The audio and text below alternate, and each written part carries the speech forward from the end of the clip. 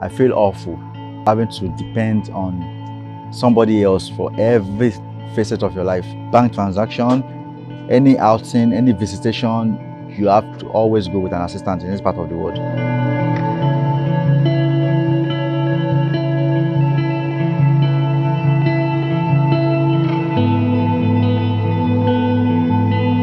I started using a wheelchair officially back then in 2004 when I got into the university. The polio virus struck when I was 18 months. I slept one afternoon. I woke up from sleep and I found out that I couldn't no longer walk. Upon taking me to the hospital, I found out that okay, the doctor said I was diagnosed with polio. Growing up, I found out that I always have this issue of trying to like blend in while using the crutches. But with time, I learned to understand that okay, this is whom I am.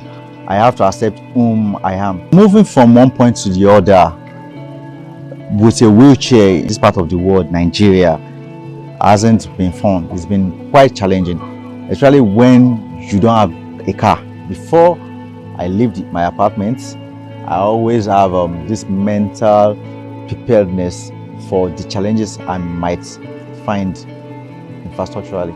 We have to commute from one end to the other by bus. I have to go with a friend, like a personal aid. I have to like foods. I have to pay like double or sometimes triple the normal transport fare just because I have somebody, just because I need to visit or I need to go to a particular place for a particular thing.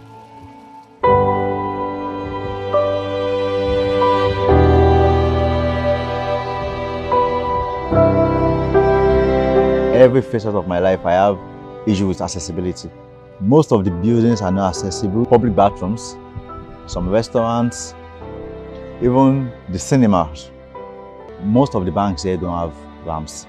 All we have are staircases, and even our man trap doors are too narrow. You can't go in. Most times, I have to like when I get to the premises of the bank, I'll have to like probably beckon on a staff or maybe a friend of mine. That is if I have one. Sometimes I have to give probably a random person my ATM card, give it my details and everything for you to help me make withdrawals, because even the ATM machines are not accessible for the disabled in Nigeria. You don't even have privacy with transactions. No privacy whatsoever with transactions. For everything you have to do, you have to like notify somebody because you need assistance. You can't live your life independently. Sometimes you need to be carried upstairs through the staircase, even on your wheelchair. Sometimes you have to be backed, and even if you bypass the barrier mentally, you can't bypass it physically. Disability bill was accepted into law last year, and it's been over a year now, and still nothing impactful to see. But as it is, I feel if we go into the act, try to implement, it will go a long way in making lives easier for people living with disabilities in Nigeria. We need ramps to be on every public building, banks most especially. We need the counter to be at a particular level whereby you'll be able to like talk to the cashier or the staff, as the case may be, when you want to have a transaction. We need hotels with elevators, ramps, not just staircase. Like you have some hotels, like first floor, maybe the available rooms are, you paid for an available room, probably the third floor. You have to like stay at the ground floor simply because it is not accessible. And this is like a major challenge, which is very, very like painful. It hurts to the bone.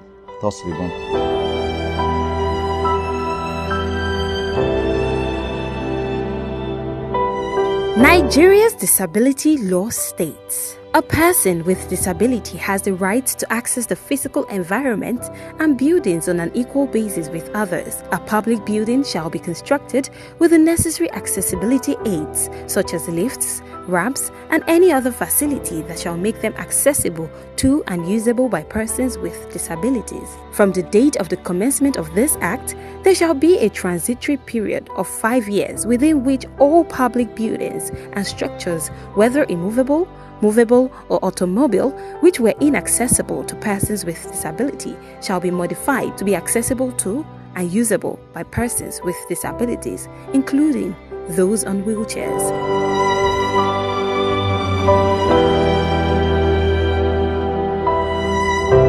I believe disability can come at any time, any point in time in our life. So I believe we need more education, more enlightenment, and we all have to put our hands on deck to fight this societal menace, to make the society an habitable place for each and every one of us, both the disabled and also the able. Modify buildings where need be, and